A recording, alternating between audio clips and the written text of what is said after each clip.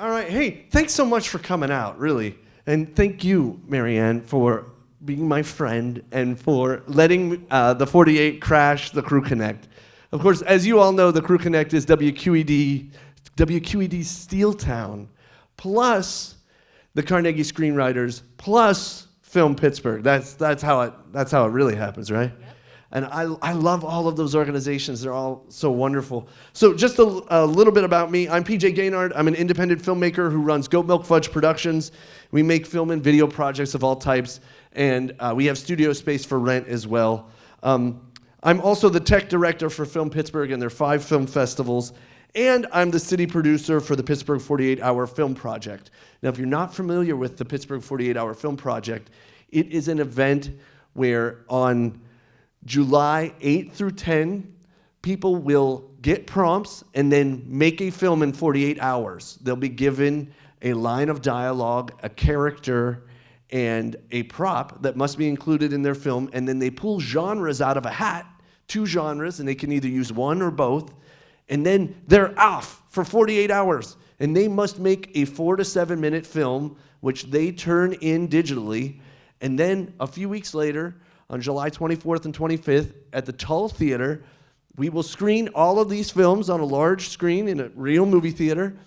Judges will choose who wins, and there'll also be Audience Choice Awards. And then we'll have a best of screening and awards night, which will be July 31st at the Oaks Theater in Oakmont. It'll be a wonderful, wonderful extravaganza all through July, which is not yet. But I'm really excited about all of that. I do have special registration codes for anybody who was a team leader in the past. And you miss early bird, you can still get a discount if you decide that all of a sudden you want to do it anyway, like Nick Czar. It could happen. It could happen. I want to take this opportunity to thank all of the 48 sponsors, the Tull Family Theater, Chatham University, Lightbulb Rentals, Pittsburgh Playwrights Theater, Aperture, Steeltown WQED, Film Pittsburgh, the Double Wide Grill, and Riley's Poorhouse. Please give it up for them.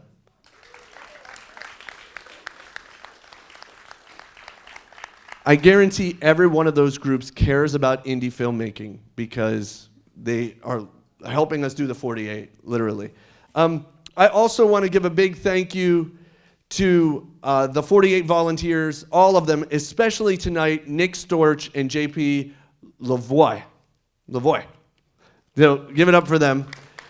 And a big thank you from the 48 to Ian and Logan, Paul, Trish, and Edwin for making this evening possible. And of course, once again, my good friend, Marianne McBride-Teggett. Okay, so let's take a brief respite, and then we'll be back in here in just a little bit for a wonderful panel. This is our distribution panel. It is focused on distribution options for your project. With us tonight are 3 incredible people to help lead our discussion, and there's an opportunity for you to ask questions as well. But first, let me introduce our presenters. First, independent producer Brian Hartman is to my left right here. Brian has ferried over 20 films into distribution. He's worked on hundreds of films in total. He has had a film in Sundance, and he has helped to distribute films through major motion picture studios.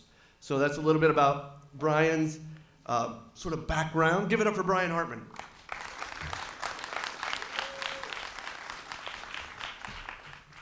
To Brian's left is WQED producer and creator of WQED's Filmmakers Corner, Minette C. She has produced several documentaries and is a multi-Emmy Award winner. Please give it up for Minette C.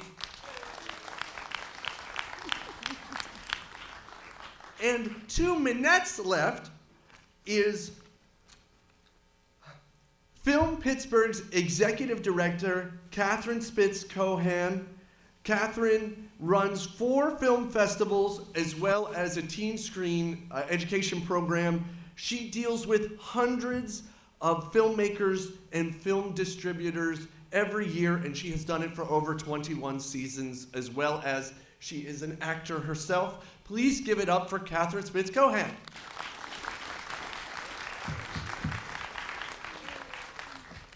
Thank you all for being here so much. I'd like to just start with a very basic question, and I think that will spin us into many directions. Let's just imagine I am a filmmaker. I have completed a project, the most Herculean task, right? I have made a thing. And whether that is a documentary or a fiction piece, whether it is a feature or a short film or a web series or maybe a pilot for a TV show, it's all of these things. I know all of you are working on various things and they fit one of those things. What do I do? What is the next thing that I should do? I made my thing, what do I do? Who wants to start? Would you like to start? Thank you, PJ. Has everyone given it up to PJ tonight?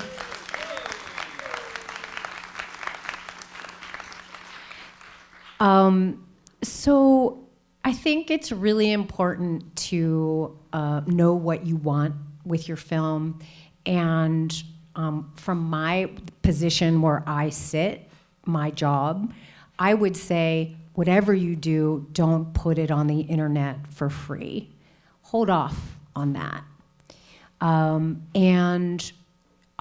would also say, wherever you're from, check out your local film festival, because that's where you want to start. We always want to give precedence to our local filmmakers. So that's where I would start. And that doesn't mean that so for Pittsburgh Shorts, the short film festival we do, we require a Pittsburgh premiere. But if you showed it to 5 of your friends to get feedback in the comfort of your living room, that's not a problem. That's a good thing, actually, to show it to your peers and get feedback. So that's those would be mine from where I sit. Check out your local film festival, see when they run, see when their deadlines are, and submit your film. We want to see them.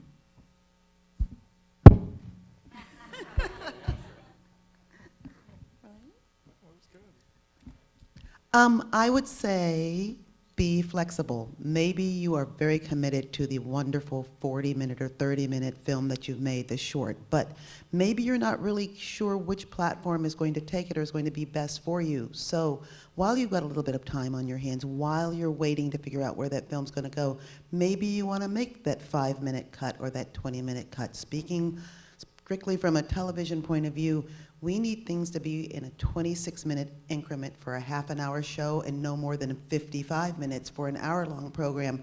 But if you're married to that 90-minute cut, then you've cut out a whole bunch of people who can't show your film. So if maybe you're figuring out what your game plan's going to be, maybe that's the time to cut that extended trailer. Maybe it's the time to make that shortened version. Maybe it's the time to think about cutting it into a limited series. If you've got the time and the wherewithal while you're making those big plans, make your packaging and your product as available to other people as possible. I think both of you answered that very well. So, yeah, the only thing I would say would be to, I agree on the local film festival is definitely the way to go with it, and then explore beyond that. If it's not accepted into that, there's film festivals all over the world, and look up the ones that have accreditation from various organizations like the Academy, and yeah, that would be about it really. Other than that, those were good answers. You guys left me with nothing. Thank you. Well, maybe you could start, Brian, on the next question I have. When is the right time to start thinking about film distribution for your project? Well, that answer's changed a lot in the last few years due to the streaming's taking over to such a level that before it was about getting distribution in advance because you could get money to market your film to do that, but nowadays you only have a handful of streamers that are in control of everything. which is a good thing ultimately, because you don't have to spend a fortune marketing your film to these people. So, I don't know, I would say, yeah, I mean, not sure. Yeah, it really depends on the project. If you have a really big cast or something, then you would, go for distribution in advance. But if you have a lot of confidence in the project, finish it, have all your sound design, all your music, and show them a finished film, which, at which point put your best foot forward. So that's what I would say. So I'd say after you finish everything, unless you needed finishing funds or something. So. How about, do you two have any different answer for that? When should you start thinking about distribution?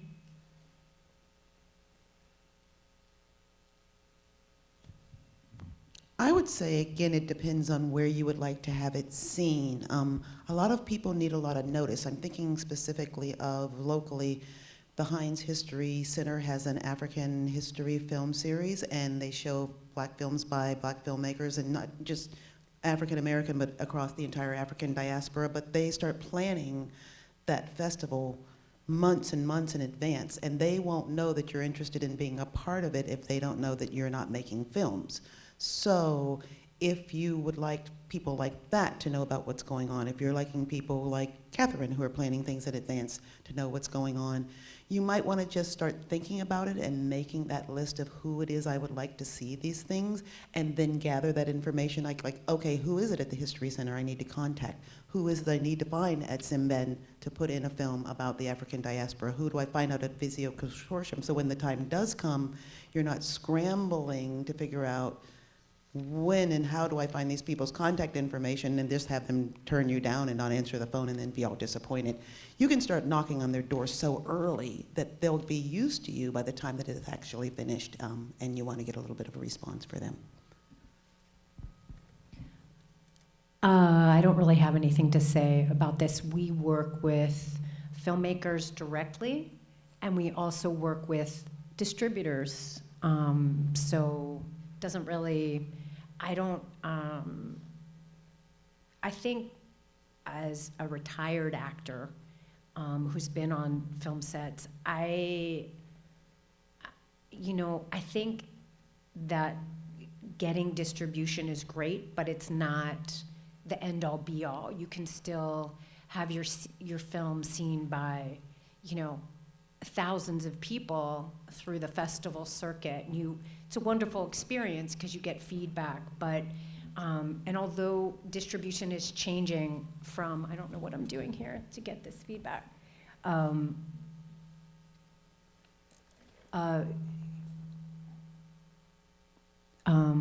lost my train of thought. There are more avenues now for short films to be seen, so that's a good thing. But find the folks that love your film and want to share your film with their audiences or people. Because just if you have a distributor who's, a jerk or just about making money, it doesn't really care about filmmakers, might not be the best place for you and your film. So, you just have to weigh all of that. The end goal shouldn't be like, find a distributor. If it happens and it's a good partnership, great, That's. It's a very interesting point because I have heard, and you folks may be able to tell tale, about bad film distributors where they get access to your movie, but then they ask for a ton of money and they sort of keep you in a loop. You never really have enough money to get your movie out to places. Any familiarity with that? Yeah. There's that, and also to follow up on what she just said was, we had a film years ago, and I only do feature films, so there's a different dynamic with these women next to me. So on a feature film years ago, the investor required a major distributor to be on board before we got the financing. So we went with one, and we were excited to get it, based just on the script, and it was a really big distributor. And when it was all said and done, they didn't do a very good job with the film, because by the time we had made the film, a year and a half later, we delivered it to them. They had some other things that were like it, and I felt the film underperformed because it was in the wrong hands. And this is a distributor that's a household name. And then other distributors at the American Film Market were watching the film and asked why they couldn't have it. Felt they could have done a much better job with it. So it's tricky. You have to. The biggest thing is to do what was just said over here, and that is, if they don't believe in your film, don't let them near your film. You're better off not distributing it at all than having somebody that doesn't care about it. So find somebody that loves it as much as you do. Oh, you mentioned a place, and so I would like to get an idea. What are film markets? The American film market being one of them. What are they, and how can maybe a first-time person who's making a feature or a short, how could they make use of one of these film markets?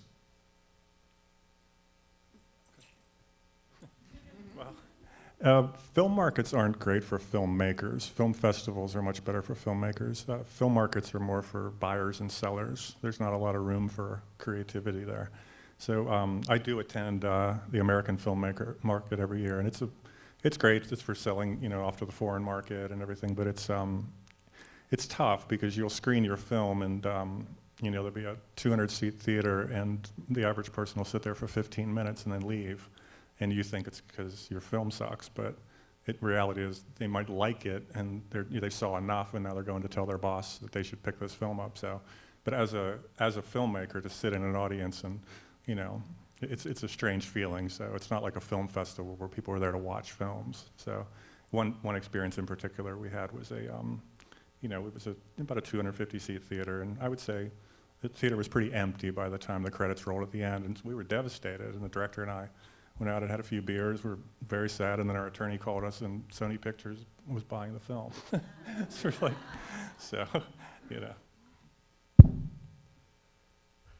Well, that brings up an interesting point. Do any of you have any familiarity with sales agents? Can they help you? How do you find them? Are they helpful? I have something to say, but please go first.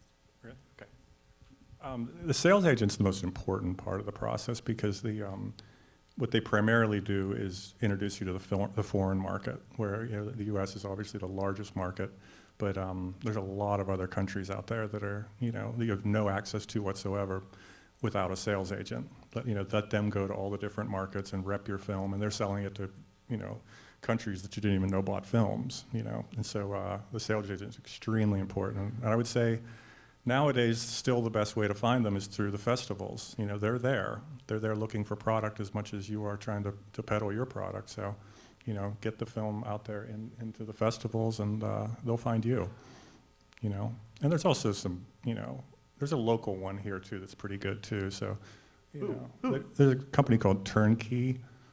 Yeah, and he was a Pittsburgh film crew guy who decided to get into film distribution, and he's done a really terrific job. So. I hadn't heard of him. Yeah, he's really great. It reps hundreds of films, so that's a huge boost for Pittsburgh. Catherine, did you have something to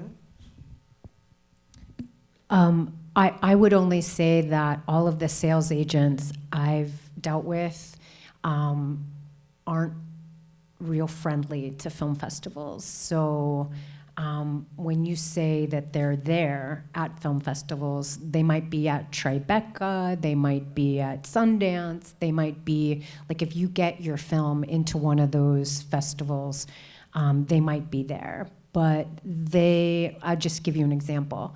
There's a woman who is from here who works in New York. We loved her short. We played her short. It was runner-up for one of our audience awards. It was a wonderful short film. She went on to make a feature, and we wanted to open Three Rivers Film Festival with it. And it was premiering maybe at South by, and before Three Rivers, I can't remember if it's South by, but some big name film festival. And they had a sales agent that said no. And I've never heard one more word about that film. So my point is that this is not the only time this has happened where a sales agent is like, no, we're gonna hold on to this and see what we can get for it or whatever. But then that means it's not playing in front of audiences and people aren't seeing it. So, again, it's one of these things where, yes, if your film gets into a top tier film festival, look for a sales agent. And I get it, I understand it. You want to do what's best for your film from that point on.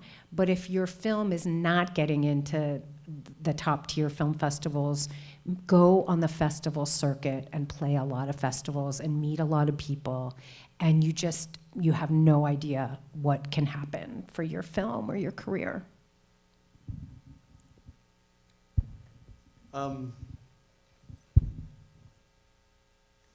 Let's see here. What are some short film and feature film distribution companies maybe smaller filmmakers should look at? And how can they reach them and get their attention? Like, what are they looking for? Is that something different than we've discussed yet?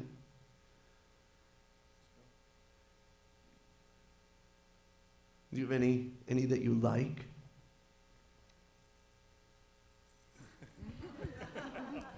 I think I can't tell you what they're looking for because they're all looking for something different.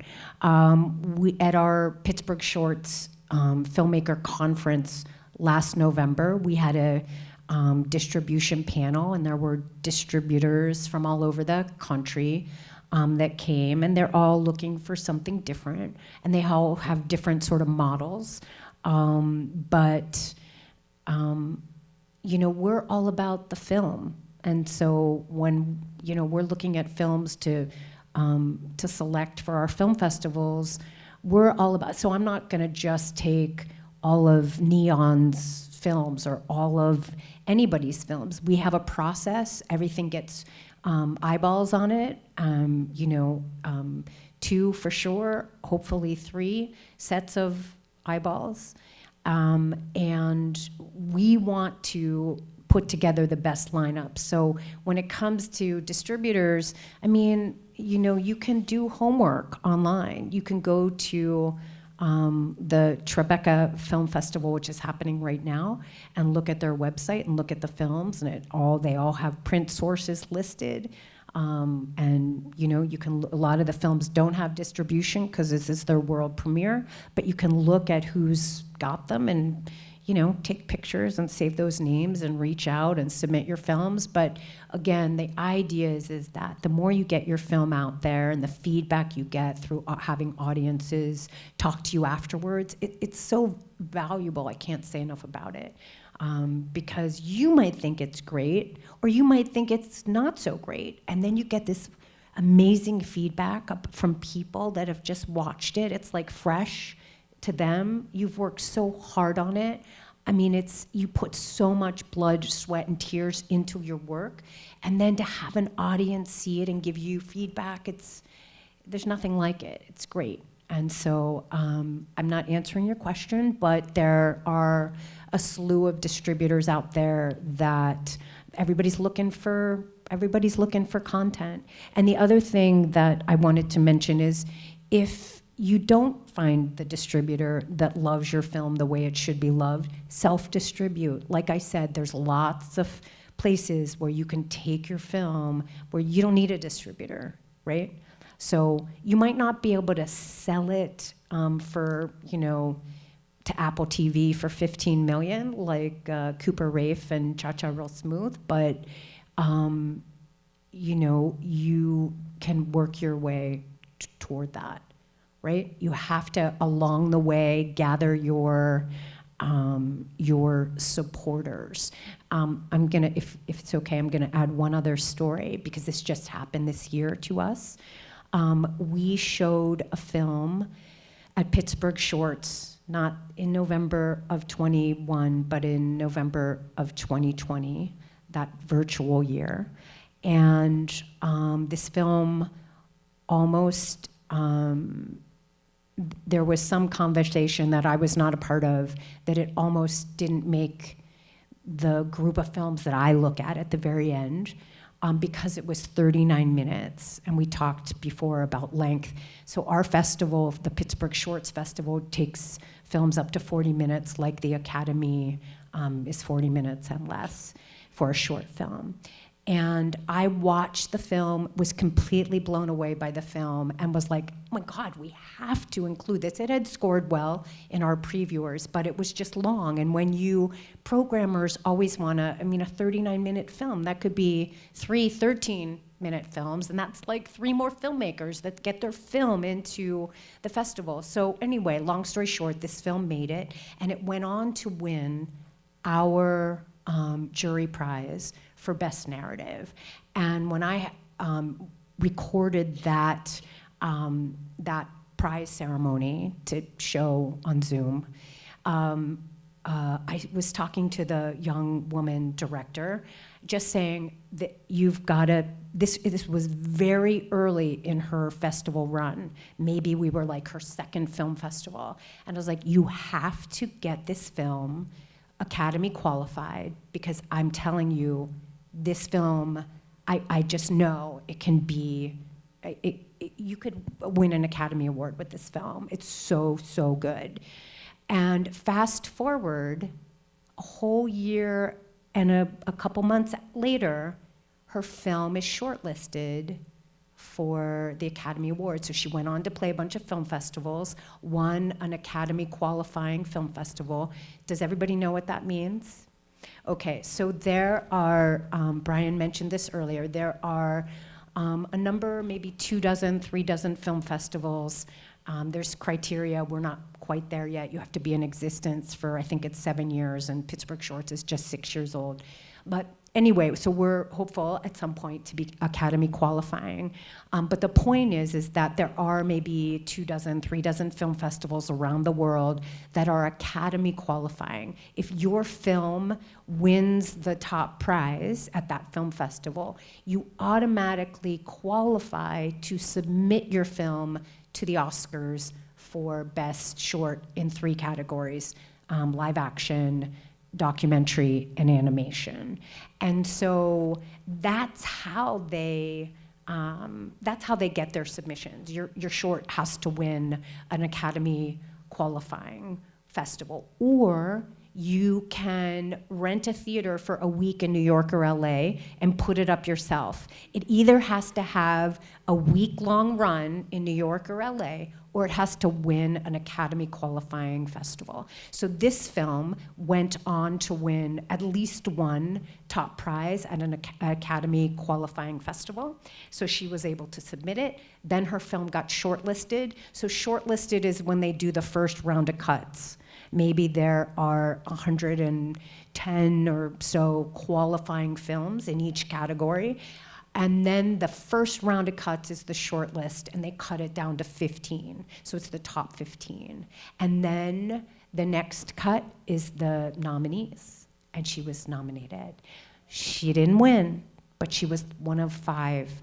And honestly, I'm not saying like I know anything. I just know I like this film. And actually, that's what you want. You want people who respond to your film the way you think they should respond to your film. It's not going to be everybody. I don't love everything I see, but I love that film. And I wanted to do absolutely anything and everything I could for her to get her to, to the right places. So you want to find your champions, the people that love your work, right?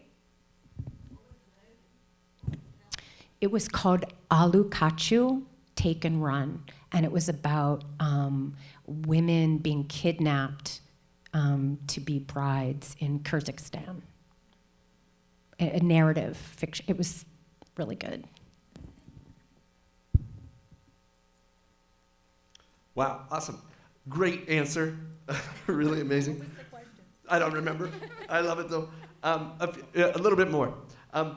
What about new media and streaming for my short or feature? I know you mentioned that there aren't that many, but I've heard Roku channel, Tubi, Amazon had a self-distribution model, which then sort of went, by the way, the dodo bird. They've sort of like been throwing people out sometimes, I've heard. Has anybody heard about distribution? Obviously, you're saying maybe you don't want to put it on YouTube right away. Is Catherine, that's your comment, right? Because you don't want to give it away. But do you find, have you heard about any streaming options where it sort of maybe is worth it, short of the week, but if maybe short of the week. Anything else that you know of? You guys, come on. I'm like the blabber. I would just say that, one of the beautiful things about having somebody want your film and use it in some way, be it a film festival, be it a public television station, is that our audiences like what we do because of our curating. I have so many people say, I turn on Netflix and there's just way too much and I don't know what to watch or what to, and even though they have that algorithm and all that, we're actually curating festivals for our audiences. And so if you just put it up on YouTube, some people might watch it, but it's not, then we wouldn't want it. You know what I mean? We don't want your film to be available on the internet before we would show it. We actually do a free monthly thing where we call Spotlight, that we send out a short on the first of the month to anybody who's signed up for it and on our database.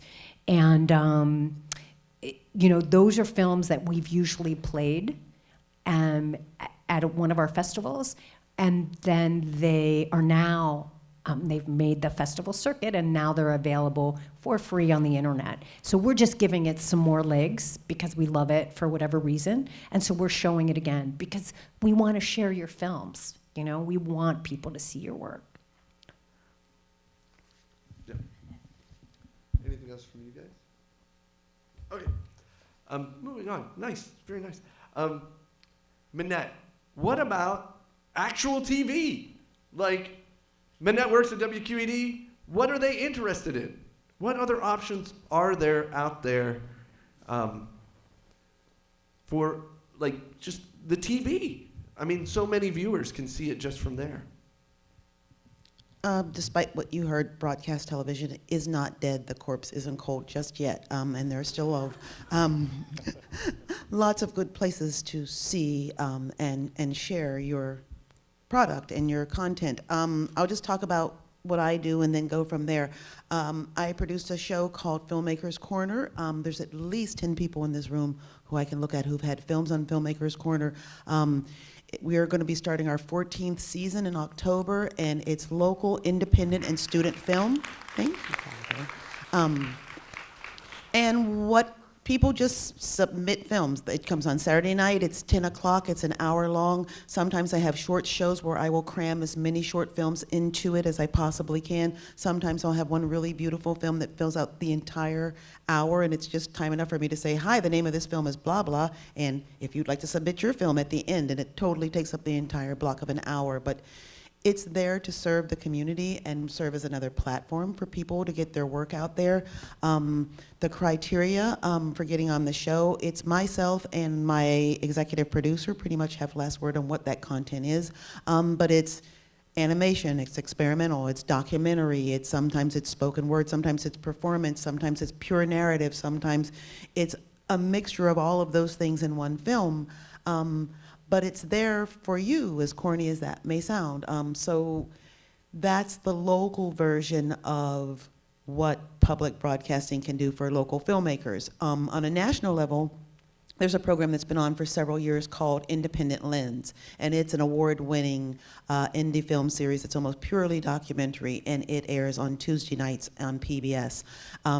There are various programming consortiums through PBS where they curate films from various communities, from the LGBTQ community, from the African American community, from all the diaspora communities, and you can submit through various platforms where they gather the resources, and you can submit your film to them, and they will actually work your way up the chain if you're good enough, and you will be seen nationally on PBS.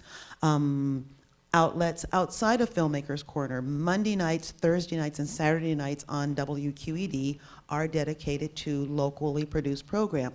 And though usually it's one of our own documentaries, and we are constantly producing documentaries here at WQED, and some of them are really good, and if you haven't seen them, just go on the WQED website, and if you love Rick Seaback, you can see everything he's ever done in his life on those, as well as all the other talented producers here at WQED. But we also accept documentary submissions and program submissions for people who are from the Pittsburgh area. In the tri-state area, actually. We've had everything from a film called The Shot Felt Round the World, which was a documentary on Jonas Salk and the polio vaccine. We had one called We Knew What We Had, which is a jazz documentary produced at the Manchester Craftsmen's Guild about the history of Pittsburgh's jazz and African American community. We've had so many documentaries that came. There's one called Lost and Found, where a filmmaker, Andy Kellerman, locally went to different places that had been deemed like the old Wilkinsburg train station and the old mental asylum out in somewhere, I forget where it is. That's it.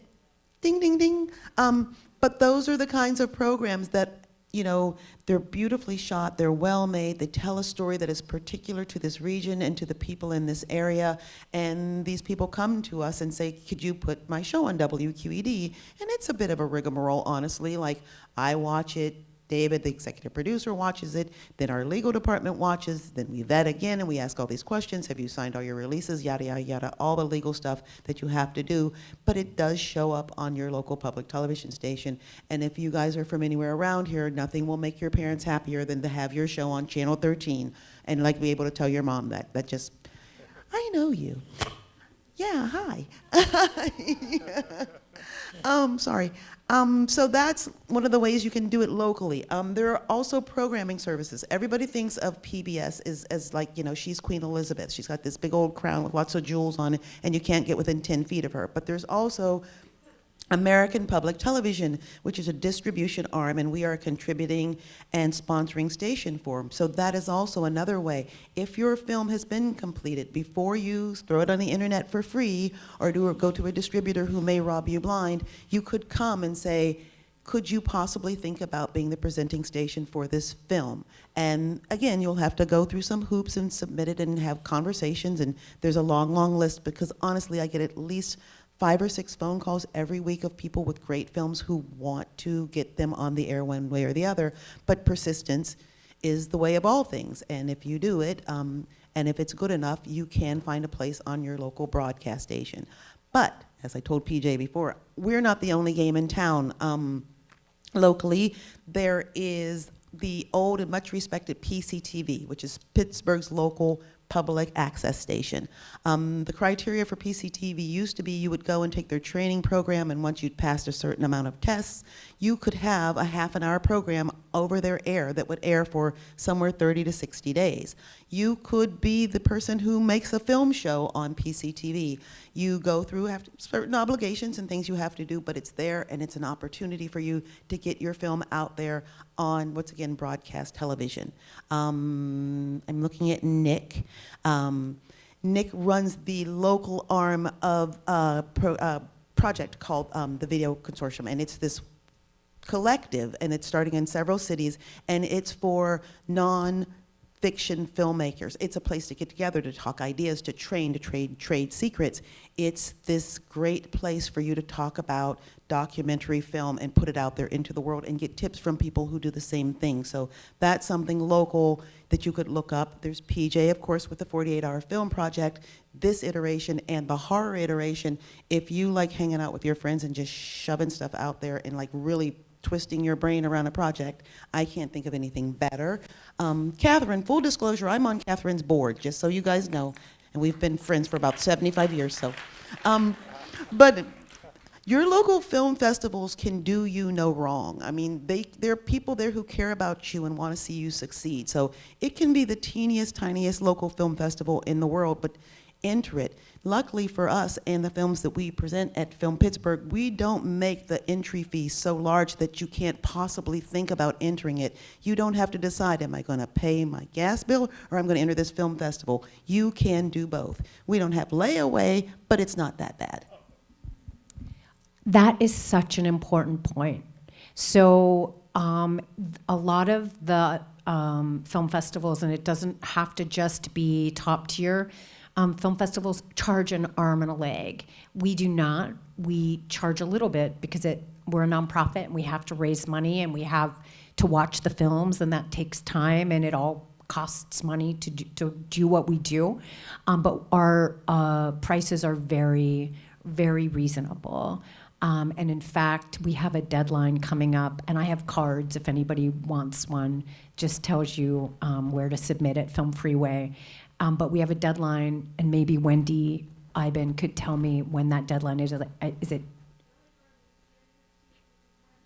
Oh, so early bird pricing ends Wednesday, or maybe it ends Thursday, I'm not quite sure, but June 15th. So hit me up for a card if you want that. But the other thing I wanted to say is, like, that's this whole idea. If you put aside X amount of dollars for film festival submissions and you see that they're exorbitantly expensive, maybe pick one or two, to submit to if you really have your heart on that and you really have gotten feedback from people other than your mother telling you that this film is really, really great. Then try to do one or two, but then pick some regional film festivals, right? And the fees should be lower, and always look for those early birds, what the dates are. It requires a lot of work and legwork and doing your due diligence, but that's what you should do. And also look at what the film festivals are looking for. What are these film festivals known for? What type of film is your film? And where would be a good fit for it, right? You can get a sense from that, from the Film Freeway pages. Thank you for saying that. Just a couple more things about local presentation and ways to get your film out there. There is an organization called Jump Cut, and they do something, it's an iteration of something called Film Kitchen. If you guys remember from the old Pittsburgh filmmakers days, second Tuesday of every month was Film Kitchen, and in their room, their main auditorium, they would show local films. Film Kitchen lives on. It's curated by Matthew Day, who actually was the curator of Film Pittsburgh back at those times at Pittsburgh Filmmakers. And they do it at the Parkway Theater in McKees Rocks. And they take submissions, and you can see your film on the big screen. And for, I think, a couple of hours on a Tuesday night, it's nothing but local films. Sometimes they'll mix it up. They just did like a festival with like Gamera and Godzilla, but then they threw some local stuff in there too. So sometimes you'll get a mixed bag. But that's a really, really cool way to get it out there. And I also just want to say, you can't say enough about curating your audience. There's a local lady, her name is Therese Rocco, and she was the first female police. She worked in the, first Missing Persons Bureau, and she has these horrendous stories about what it was like to come up through the ranks of the Pittsburgh police as a woman in the 1960s. And of course, her allies were Gwen Elliott, who was the first African-American woman police commander, and Muggsy Moore, who was the first black police chief. But these people worked together and were fundamental in Therese becoming who she was. Now, there's not a lot of big audience of people like older ladies telling their stories of overcoming adversity, but what she did was she went to Oakland Catholic. So she started having a screening at Oakland Catholic. Then the Women and Girls Foundation said, let's have a screening for our members and our women, and then the YWCA had a screening, and then the Heinz History Center had a screening. So by cultivating and curating young women and middle-aged women and older women who cared about the history of Pittsburgh and just overcoming discrimination in Pittsburgh, she was able to plow a path for herself and find a place to show her film and serve people. So there are people in your neighborhood, in your churches, in the organizations that you belong to or your parents belong to who care about the same things you care about, who probably have a projector or at the very least a laptop and a clean white sheet. And that can be one way to get your film out there and get people watching it who may not have ever seen it before and don't know how talented you are and that you've got a good story to tell. Amazing. Thank you all so much. Before I let you go, I just wanted to open it up for just one or two questions. Does anybody here have a burning question? Yes, Nick. I'm Nick. I run Zara Production Studios. Just like a lot of us here, just a small, self-generated kind of guy. My biggest question is, a lot of distribution companies, because, how do I say this? The biggest nail in the coffin is the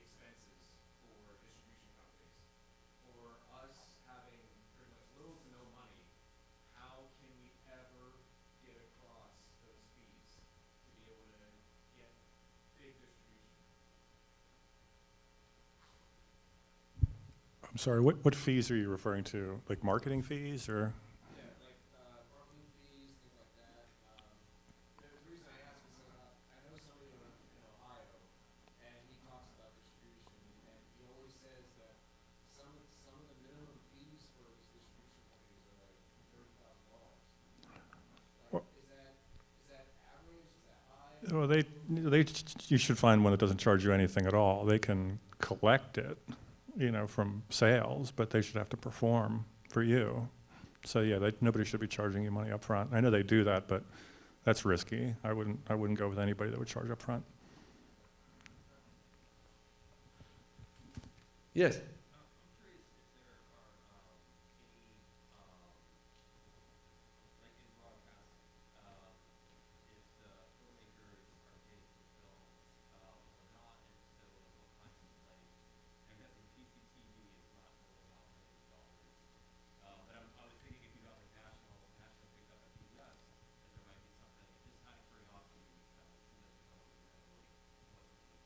I have no idea, oh, thanks, dear.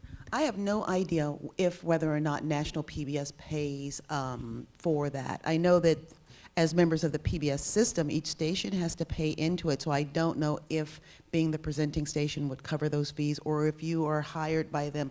I don't know the answer to that question. I do know locally we don't compensate the filmmakers for the films that we do air on WQED. I have one friend who did have a film distributed through PBS, Now in Espanol.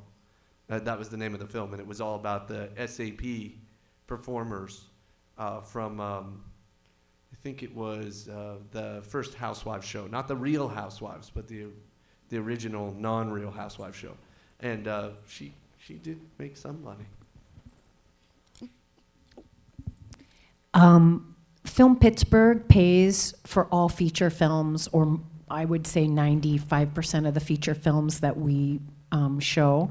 And if you get accepted into a film festival with a feature film, the standard in the industry is that unless you're I keep saying Tribeca because I just came back from that festival, which is happening right now. And someone said to me while I was there, Tribeca doesn't pay for anything. Film Pittsburgh helps you to travel to Film Pittsburgh, to us if you're not from here.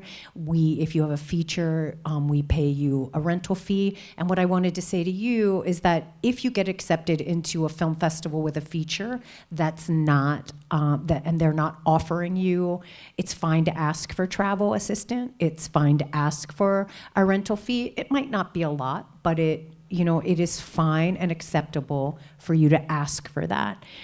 For short films, the short film standard is not the same. I mean, we at Film Pittsburgh have been doing feature films for a lot longer than we've been doing shorts. Only 6 years have been doing shorts. I sort of feel like that market is changing a little bit, and that at some point soon, there's a lot of conversation about supporting filmmakers and how can we do that.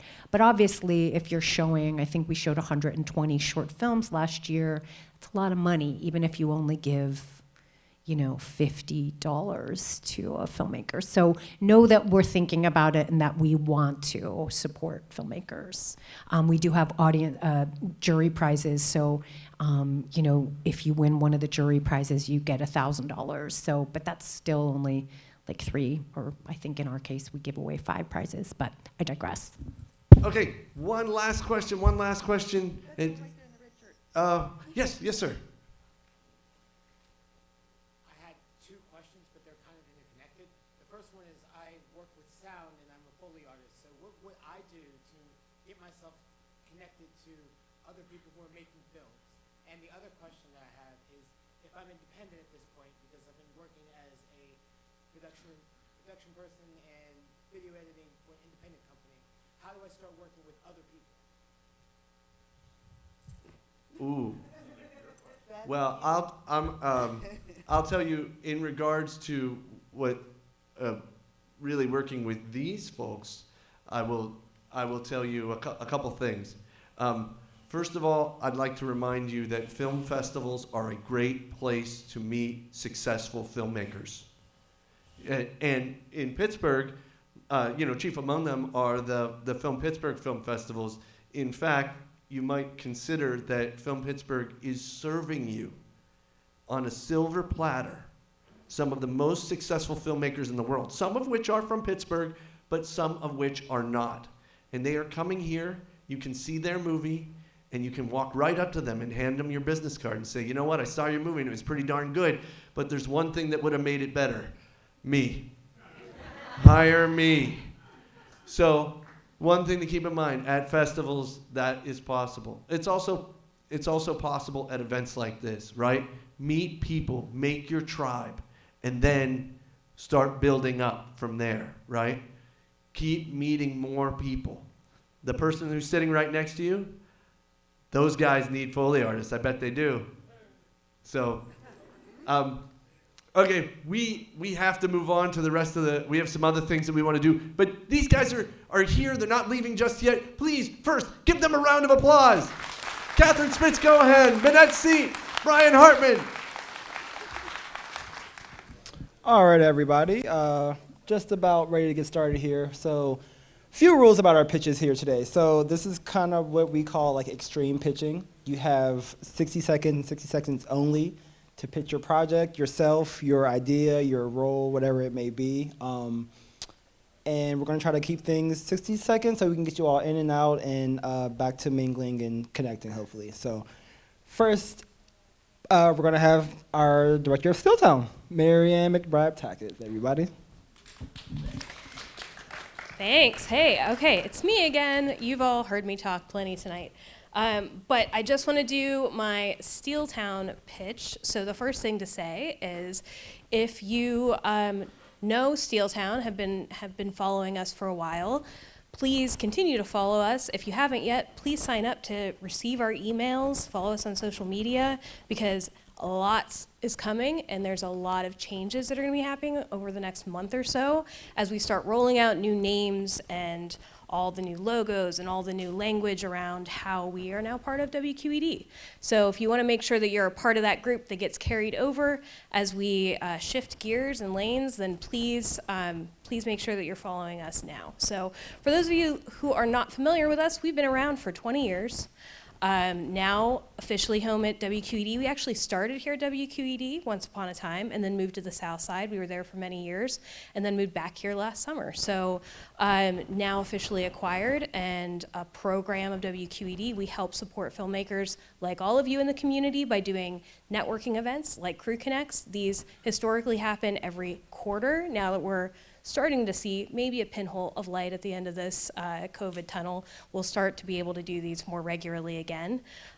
So we'll do quarterly Crew Connect events. I also am here to support you all individually. So if you have questions, you need help finding a location or crew referrals, using the space here at WQED is also possible. We have a great conference room space. If you were able to take a tour, you saw that. All of those things, anything that we can do to help support you in your projects, please reach out. We do that one-on-one with filmmakers all the time. We also offer workshops for adults. We have currently an acting workshop series and a screenwriting workshop series that's happening right now with Jeff Monahan, and we'll run those several times a year. We have an exciting workshop series that is slated to start for the fall, so keep an eye out for that. And then the other side of what we do is all things with youth. We have middle and high school programs where we go into the schools. We host students here at WQED as part of our Film Academy. Students can work through a pathway with us to a point where they are paid teen film crew content creators. So, and we love having filmmakers that really know their craft come and talk to our students too. So if you're interested in that, please come and find me or one of our team and we can make that happen. So I'm sure I went over 60 seconds, but I got up here before that was ready to start. So I win. So, what are you gonna do? I'll fire you. So I'm gonna pass it over to Wendy Grube, who will be speaking for Film Pittsburgh and Carnegie Screenwriters. I'm going to wear two hats and go under 60 seconds, so how's that? You did see Catherine speak earlier about Film Pittsburgh.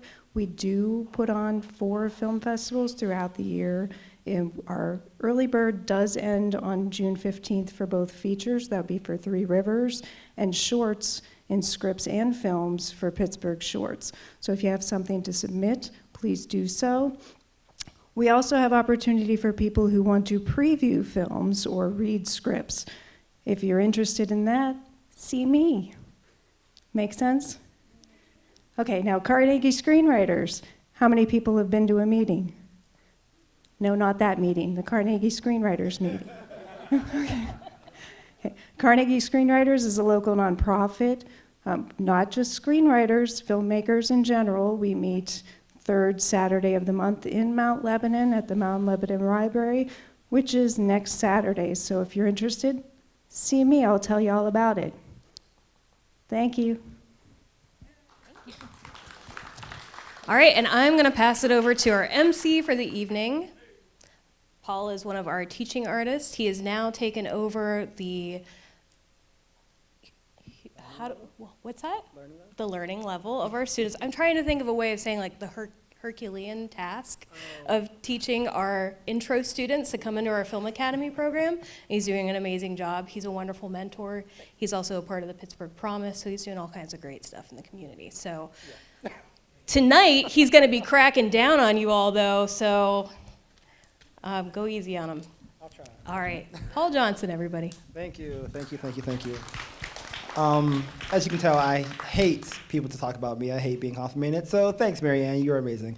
All right, so we're just going to get things started. When you get up here, you'll see this beautiful blue timer behind you. Please try to adhere to that. I was told there would be a bullhorn to which I could play a siren. Oh wait, are we? That way you can keep that microphone and they get this one. I thought I was getting the bullhorn, guys. Sorry. All right, so yeah. Talk on that side of it. Oh, I see. I see. All right. Okay, so without further ado, we will get started with Zane Allen. Yeah, man, you're first.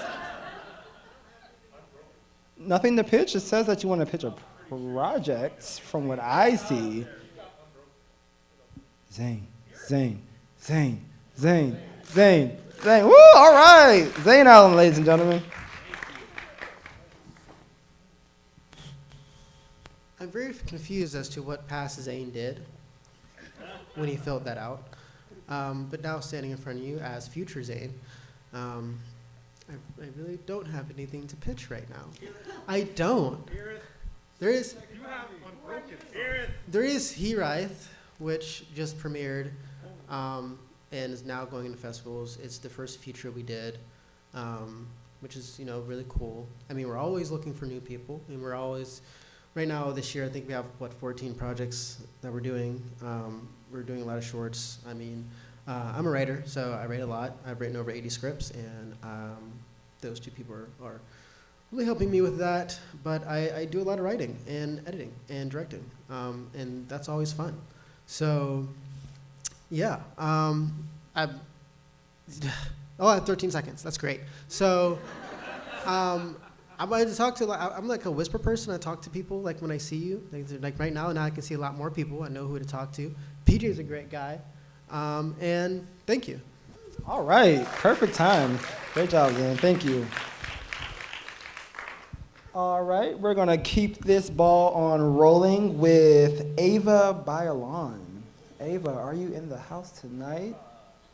Ava going once, Ava going twice. I'm not Ava, by the way. That would have been great, right, if I was. And all right, no Ava. Sorry, Ava. So let's go with Jarrell Brackett. All right, thank you, Jarrell. Let's hear it for Jarrell, everybody.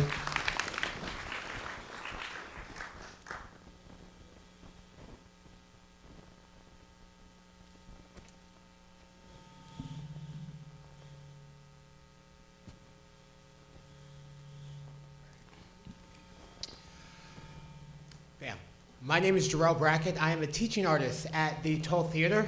I am a Foley artist and sound engineer. I compose orchestral music and I've transferred to R&B and popular styles of music. By trade, I'm a professional boxer and I run a video production company called Plutonium Productions. I do the writing, the editing. I do video editing for YouTube videos and sound for any sort of video or thing that you have. So if I can help, please ask me. I'd love to.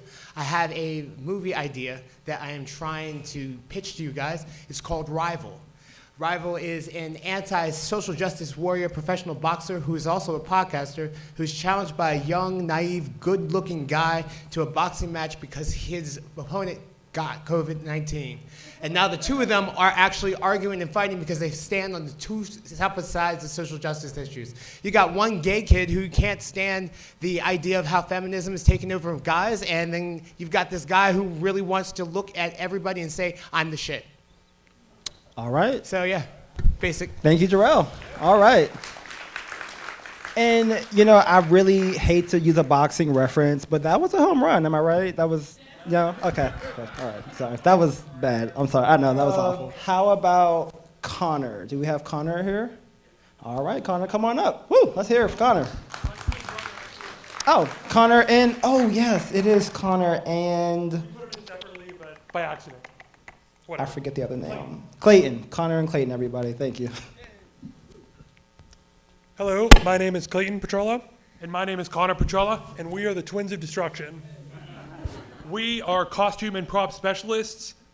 We do a little bit of makeup, make our own films, directing, producing, writing, acting. You got to do it all when there's only two of us, so we kind of just split it down the middle and let it go. This year, we started getting the Pittsburgh film game. We went on a set in March, and we had a blast. We're trying to meet more people and get to know more people, and we have business cards if anyone would like to get to know us. We will try our best to make anything you need. Costumes, props, we'll set deck a little bit. We can build things. We have a costume shop in our house that our parents gave to us. And then a workshop in our basement. So we can, if you have an idea, let us know. We will try to help you. If we can't do it ourselves, we will help you try to do it with you. So, thank you. Thank you. Awesome. With 3 seconds to spare. All right. Good job, guys. Thank you. Thank you. Yeah, I'm sure someone can use these two. That sounds amazing. I might actually be contacting you myself. So that's awesome. We will go now with Michael LeConte. All right, Michael, come on up. Thank you. Let's give him a round of applause, everybody. Michael's coming up. Woo!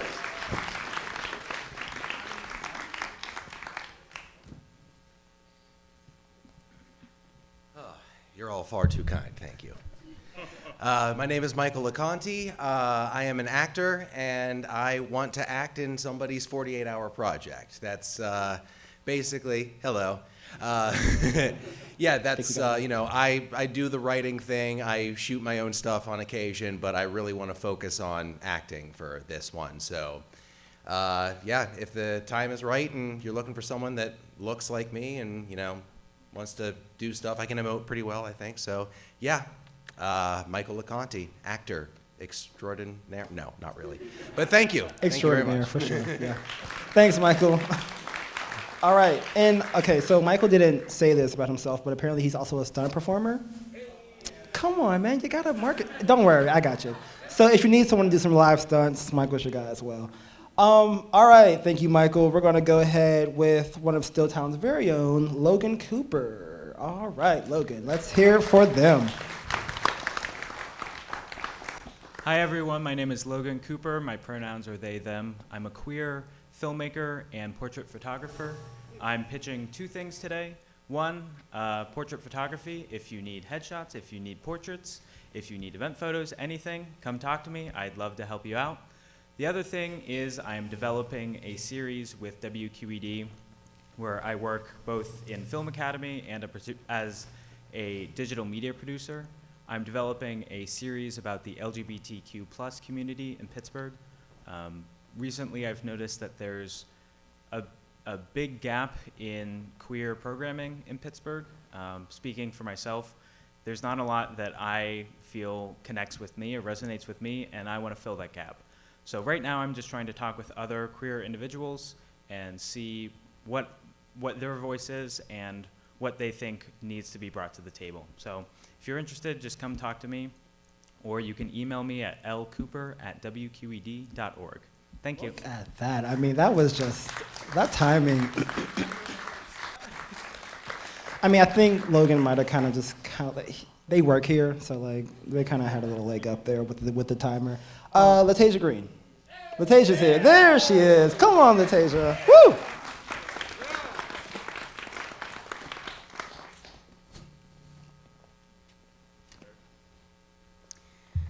Hi, my name is Latasia Green. I'm an indie filmmaker in Pittsburgh, and I'm looking for work.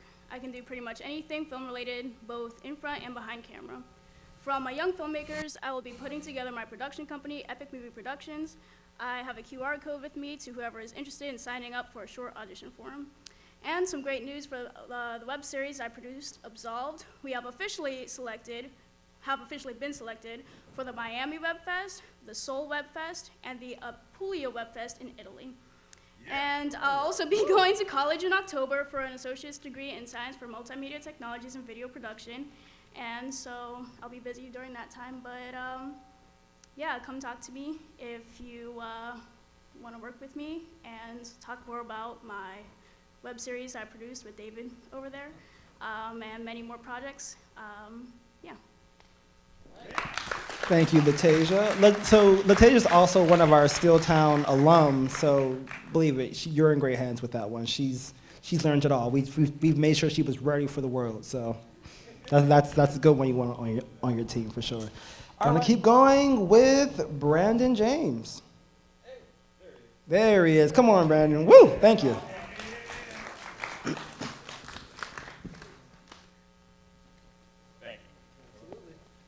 Wow. How's everybody doing tonight? Hey. Yeah. I feel like everyone had such fantastic intros. I don't really have anything quite as impressive to say. He introduced me. I'm Brandon James. I'm an actor local to the Pittsburgh area. I'm interested in getting involved in projects small and large and the 48-hour film. So if I got a look or a voice or some kind of skill y'all think you could use, talk to me, get in touch. I'm on Facebook, get you my number, anything we can do. So, yeah, kind of plain, but short and sweet. 30 seconds to go.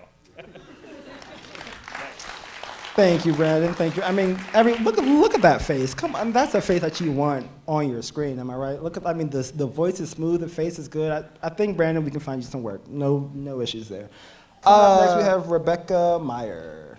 Woo! Let's go, Rebecca. Oh, Rebecca and Friend. Oh, there's 3 of them. Oh, this is great. Yes.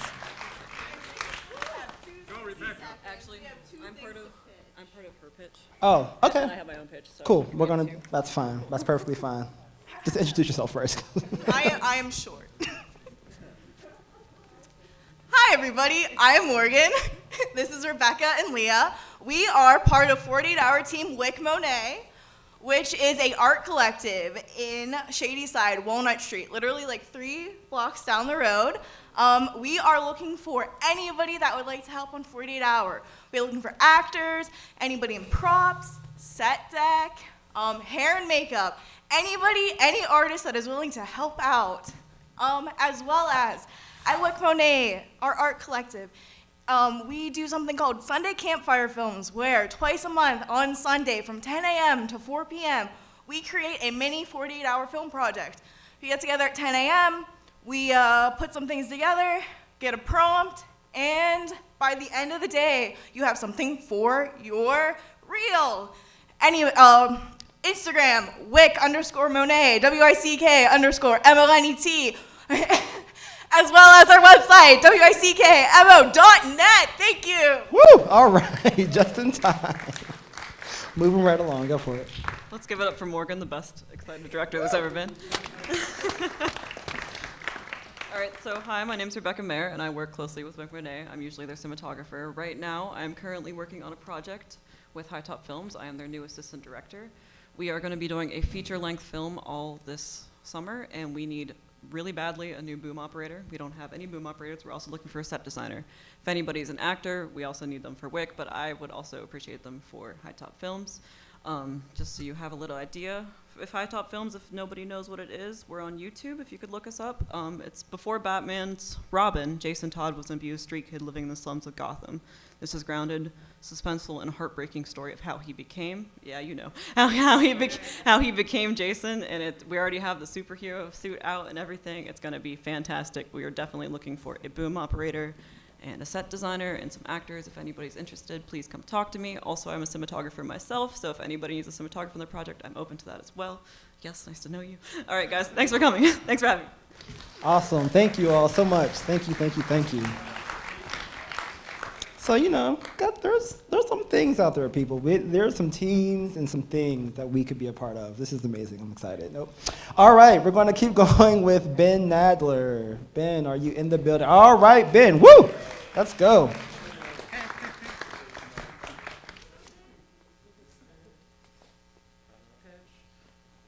Yeah. Hi, I'm short as well. Oh, goodness, and my breasts are falling off. Hi. So, hello, my name is Ben Nadler. I'm a Pittsburgh native. I actually interned at Steeltown back in like 2017 with Jasad. Hi, Jasad. And I currently work as a production coordinator with Hardpin Media, a production company that is like national. We just finished a shoot in Hollywood and stuff, which is like awesome and yay. But I really want to move into like acting and writing, ideally. But I have a lot that I can bring to the table in regard to like logistics. So if that's something that you need on your set in regard to an assistant or things of that nature or coordinator, I'm your guy.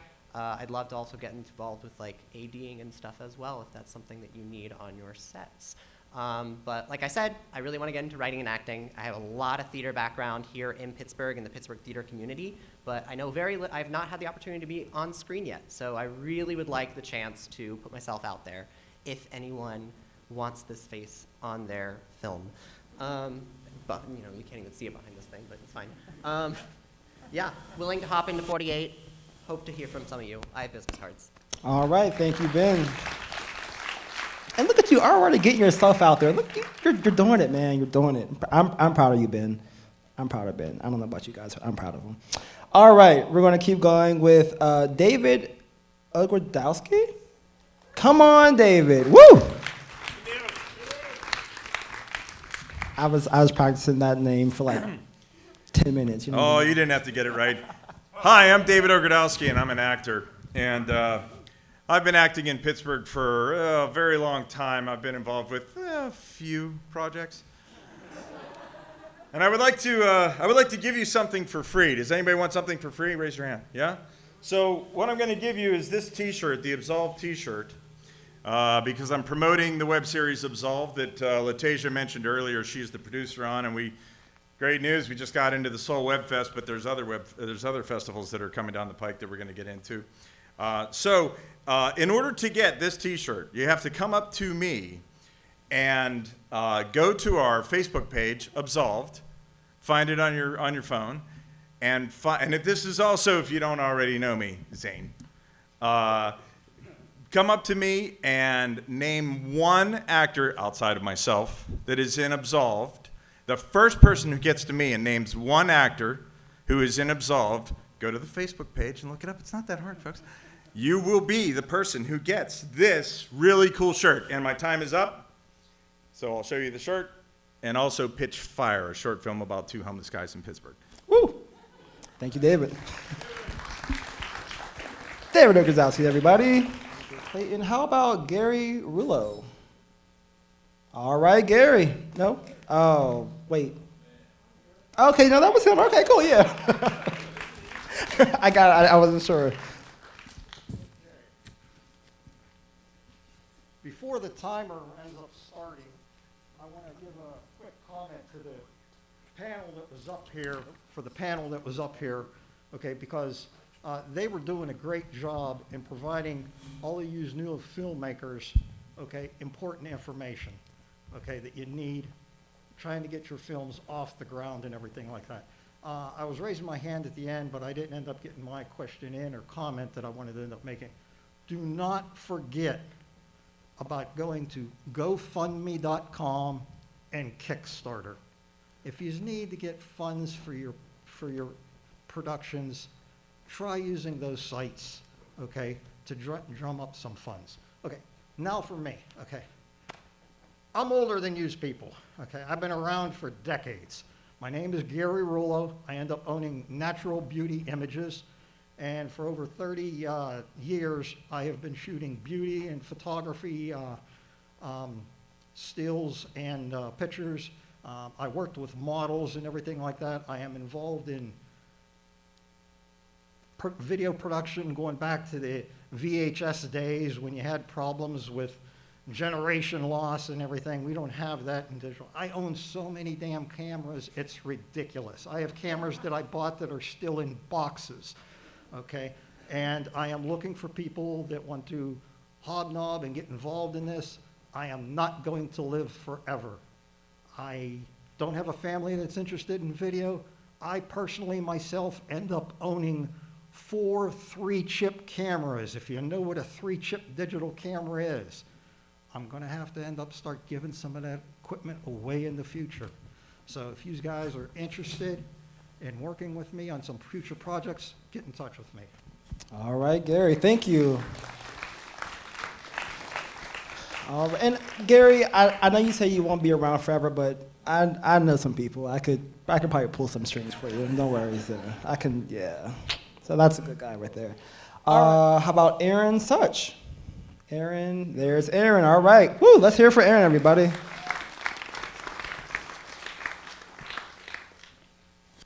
Hi, everyone. I'm Aaron. I'm a writer. I've worked with Carnegie screenwriters before in the past. Really don't have a ton to pitch except an idea in its infancy. I want to kind of develop a sketch comedy group to start filming, and I have 0 technical skills when it comes to cameras and lighting and all that stuff. So just want to pair with people that want to make people laugh. So if you want to contact me, it's asuch11@gmail.com. That's such with SUTCH. So that's all I have. Thank you, Aaron.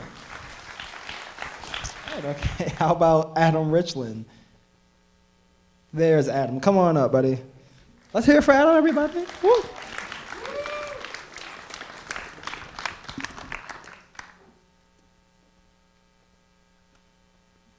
Well, hey everybody. My name's Adam. I came down to visit from Brooklyn, so sorry, I didn't have a speech prepared for this, so I'm just figuring this out as I go. So I run Lightbulb Rentals, and we're a rental house that has branches in Philly, Pittsburgh, and New York. And so if any of you guys have worked with Resolution Rentals before, we merged with them as of April this year, and so we're now working on renovating their facility and adding more equipment, more availability. We're working on building a small white site space. It's probably going to take another 6-8 months or so to finish renovating. But yeah, I'm looking to meet a lot of young filmmakers. Lightbulb, we built our brand in New York on helping young filmmakers get movies made. Supporting a lot of classically underserved voices. And so I'm interested in trying to get to talk to as many of you guys as I can. So you might start seeing, as if you guys are mentioning your Instagram handles or Facebook handles and stuff, I'm gonna be seeing who I can follow in here as well. And so feel free to come visit afterwards. I'd love to talk to you and see if I can help you, especially with the 48-hour project. If you guys need gear, lighting, camera, production supplies, walkies, whatever, by all means, come let me know, and I'm happy to work with you guys. Thanks. All right, thank you, Adam. I let Adam go a little bit over time because he was saying some good stuff, so I just want to make sure you all got all that. Hey man, no problems. All right, and last but not least, we will actually have PJ come on up here and say a few words. Woo, PJ! Hey, I just want to, before I say anything, the thing that I want to talk about, I just want to say Adam is incredible as a person. If you just make sure you take a second to meet him. When COVID-19 hit, the things that he did for his community are just incredible. He can tell you that story. But what he's doing in our community is he is providing awards to the 4 winners of the audience choice in the 48. He's providing awards for them and an award to the best cinematography winner. So Lightbulb is a real sponsor of the 48. And Resolution Rentals was before, and we're just so excited to have you with us. So thank you for coming.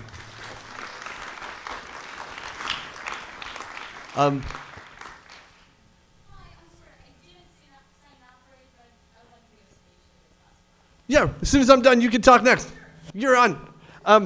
The only other, one thing I wanted to mention, of course, I've talked a lot about the 48, and you can go and find it. But I did want to mention that this year is the first year for the 48 that we're offering a Legacy Award. And the Legacy Award is something that you can nominate anybody for who has been involved in the 48-hour film project for a period of time. And they have to be in it this year. They have to be involved in it this year to win it.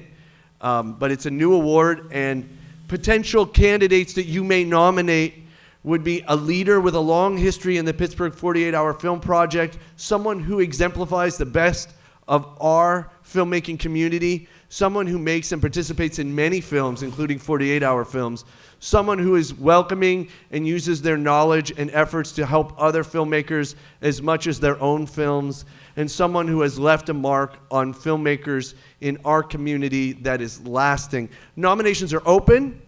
You can email all your nominations to pittsburgh@48hourfilm.com. Write in the subject line, Legacy Award.